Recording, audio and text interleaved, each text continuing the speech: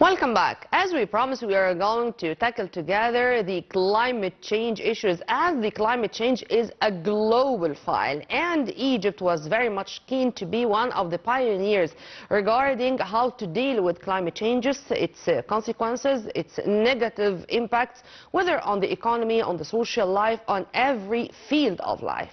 And to transform to green economy, this is one of the main priorities in front of the state, because it's not a luxury, it's a must to transform it to a green economy to guarantee a better future for the coming generations. We do have a lot of efforts, we do have a lot of points to discuss, so we are going to discuss all these points with my prominent guest live here in the studio, Dr. Mohamed Abdel Raouf, energy and environmental economics expert, co-chair of major groups at the UNEP, representing science and technology major group, as Dr. Raouf also worked in many environmental and energy studies, whether in Egypt or in the Arab world. Thank you very much for being with us, sir, and a very good morning. A very good morning to you and to all our viewers.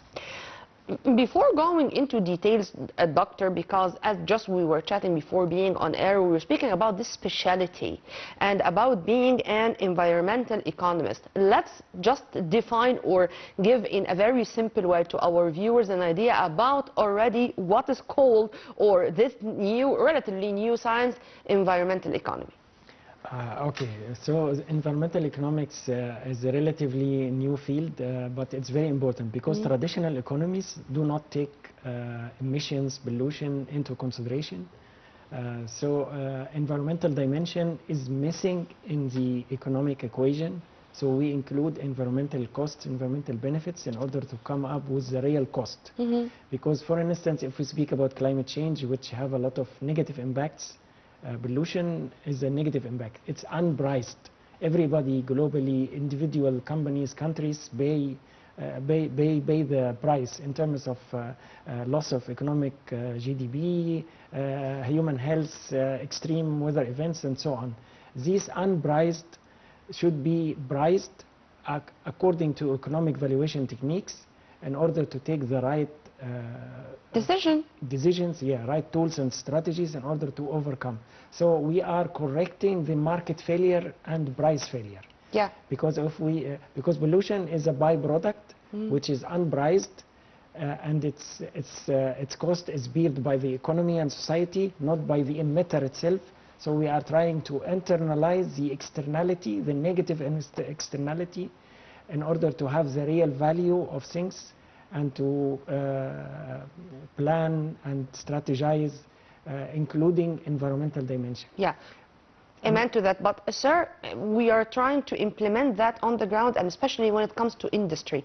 Yeah. How I can have this balance or this equation between just we want to develop our industries and want to boost our industrial domain, but in the same time to protect our environment for the coming generations?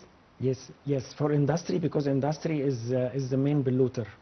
Of course, any human activity have a negative impact. We are trying to minimize the negative impact, if not trying to make it zero negative impact. So we have a number of policies, a policy mix, in fact.